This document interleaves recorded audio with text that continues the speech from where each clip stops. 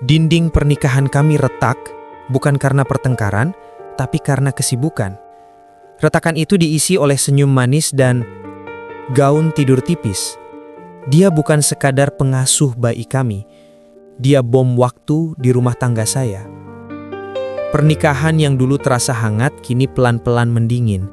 Bapak, seorang pria yang terbiasa menyambut istrinya dengan tawa di meja makan, kini lebih sering makan sendirian. Istrinya, seorang wanita karir yang penuh ambisi, selalu pulang larut malam dengan wajah lelah dan mata sayu yang hanya menyisakan energi untuk tidur, bukan lagi untuk bercengkrama.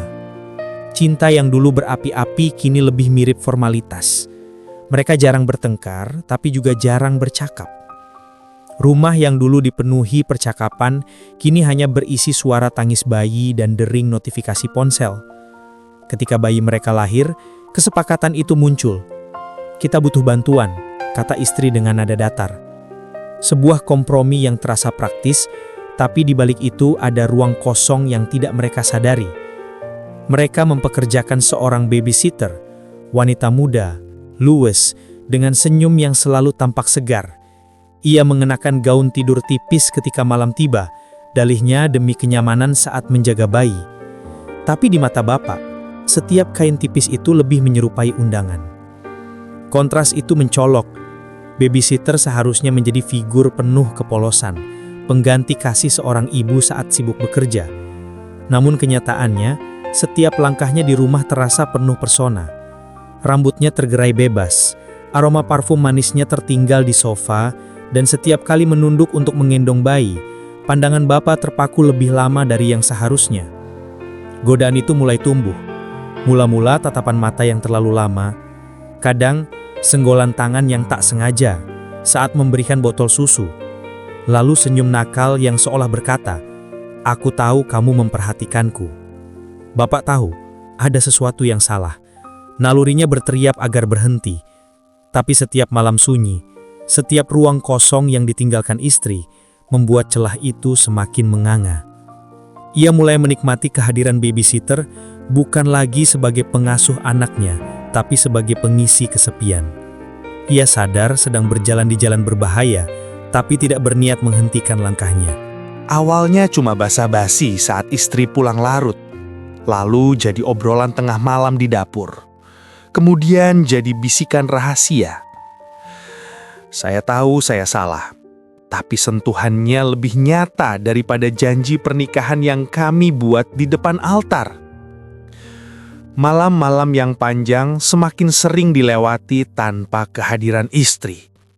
Ia pulang larut, kadang dengan mata merah penuh lelah, hanya menyapa sekilas lalu tertidur di sofa. Sementara bapak duduk di meja makan dengan secangkir kopi yang dingin, menatap jam dinding yang berdetak lambat.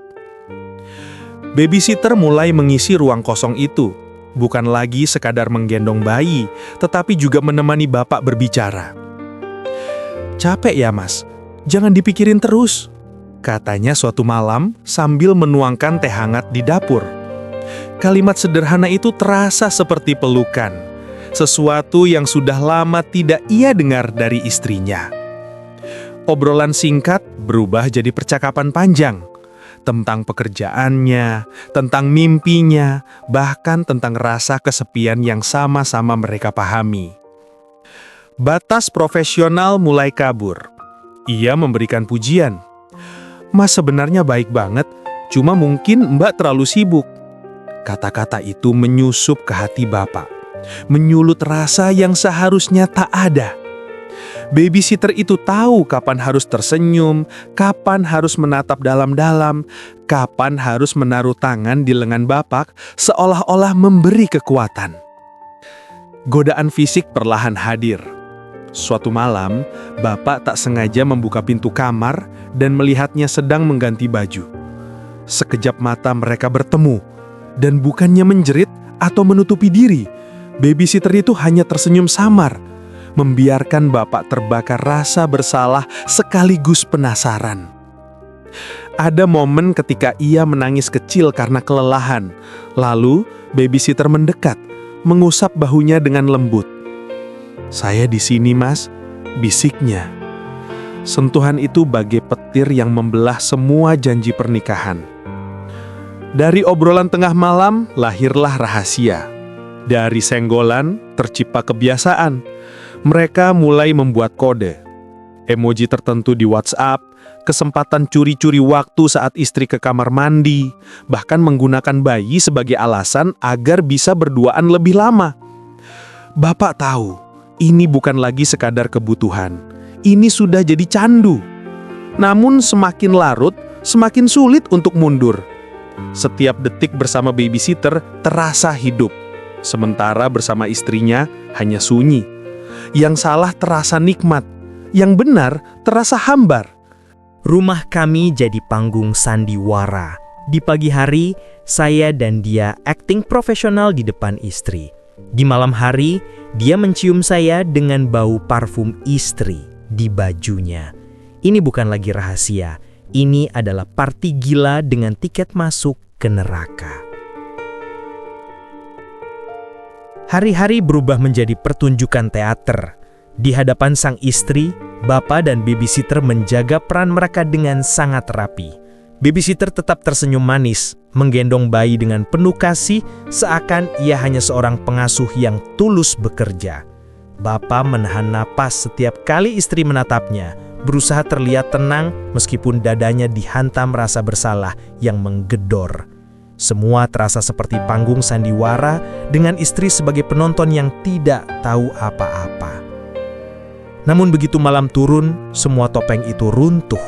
Babysitter dengan berani mencuri waktu di sela-sela keheningan.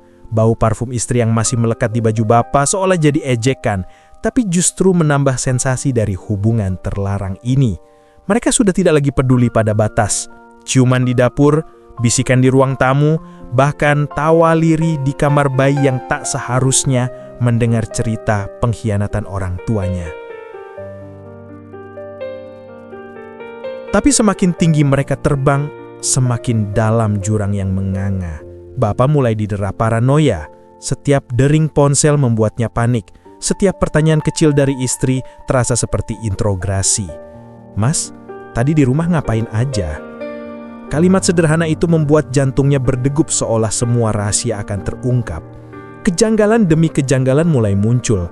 Istri mendapati babysitter mengenakan sweater yang mirip dengan miliknya.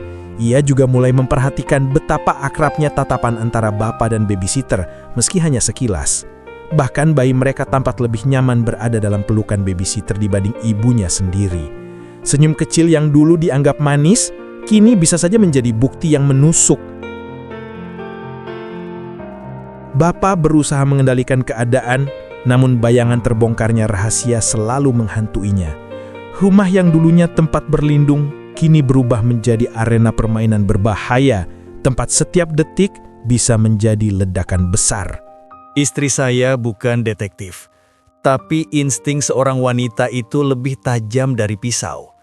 Semuanya hancur karena hal sepele, bau parfum lain di bantal saya. Malam itu, tawa babysitter yang dulu membuai berubah jadi jeritan istri saya. Istri mulai merasakan ada yang berbeda. Awalnya hanya sekilas, tatapan suaminya yang sering menghindar, atau cara babysitter tersenyum terlalu akrab ketika ia pulang kerja. Ia menepis semua kecurigaan, menyalahkan pikirannya sendiri yang lelah. Namun insting seorang istri tidak bisa dibohongi. Ada sesuatu yang bersembunyi di balik keseharian rumah mereka. Perubahan kecil semakin nyata. Bayi mereka tampak lebih melekat pada babysitter ketimbang dirinya sendiri. Setiap kali ia mencoba menggendong, tangisan tak kunjung reda. Namun begitu berpindah ke pelukan babysitter, tangisan itu seketika berhenti. Hatinya perih. "Apa aku sudah kehilangan peranku sebagai ibu?" bisiknya lirih. Lalu datang malam itu, titik balik segalanya. Saat ia merapikan tempat tidur, hidungnya menangkap aroma asing di bantal suaminya. Bukan parfum dirinya, bukan juga bau khas rumah mereka. Aroma itu manis, muda, dan menusuk. Ia langsung tahu itu aroma babysitter. Jantungnya berdetak kencang, tangannya gemetar.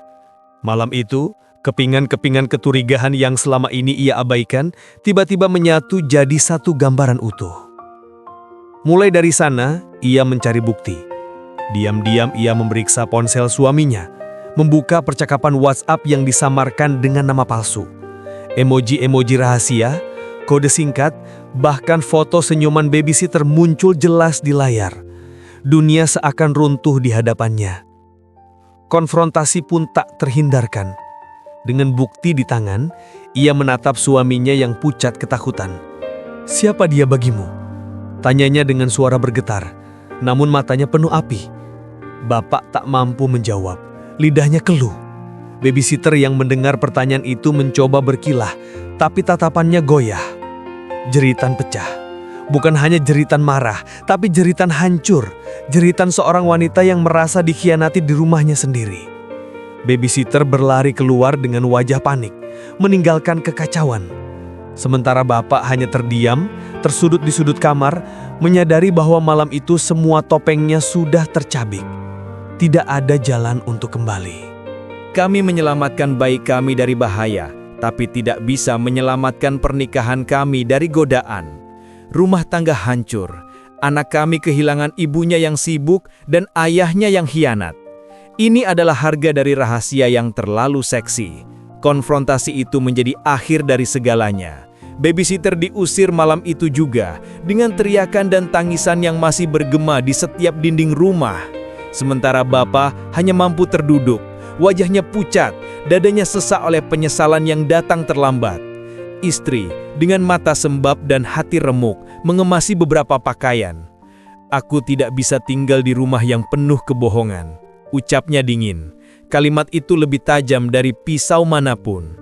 Rumah yang dulu penuh suara bayi kini dipenuhi keheningan yang mencekam. Setiap sudut menjadi saksi kehancuran. Bayi kecil mereka menangis saat mendengar teriakan orang tuanya, seolah ikut merasakan getaran dari badai yang melanda. Ia menjadi korban paling tak berdosa, kehilangan senyum hangat seorang ibu yang tersapu oleh kelelahan dan kehilangan pelukan seorang ayah yang terjerat godaan. Bapak, dalam sepinya, menatap ranjang kosong di sampingnya. Tidak ada lagi aroma istrinya, tidak ada lagi tawa kecil yang dulu mengiringi malam-malam mereka. Semua hilang, terkubur dalam satu kesalahan fatal. Ia mulai menyadari bahwa kesenangan sesaat tidak pernah sebanding dengan kehancuran yang ditinggalkan. Penyesalan itu datang seperti gelombang besar. Ia menyesali setiap tatapan yang dibiarkan berlarut, setiap sentuhan yang tidak ditolak, setiap kebohongan kecil yang akhirnya membesar menjadi bom yang menghancurkan keluarga. Ia kehilangan segalanya, kepercayaan istrinya, rasa aman rumahnya, bahkan senyum polos anaknya yang kini lebih sering berubah menjadi tangisan. Sandiwara telah berakhir, tirai ditutup, namun yang tersisa hanyalah reruntuhan rumah tangga yang tak akan pernah sama lagi. Dari kisah ini, pelajaran apa yang paling dalam yang kalian dapatkan? Apakah kalian percaya perselingkuhan ini murni salah bapak atau ada andil kesibukan istri? Tutup thread ini dengan satu kalimat nasihat untuk semua pasangan yang sedang berjuang melawan godaan dan kesibukan. Tulis di bawah. Sampai jumpa di kisah ruang kisah lainnya.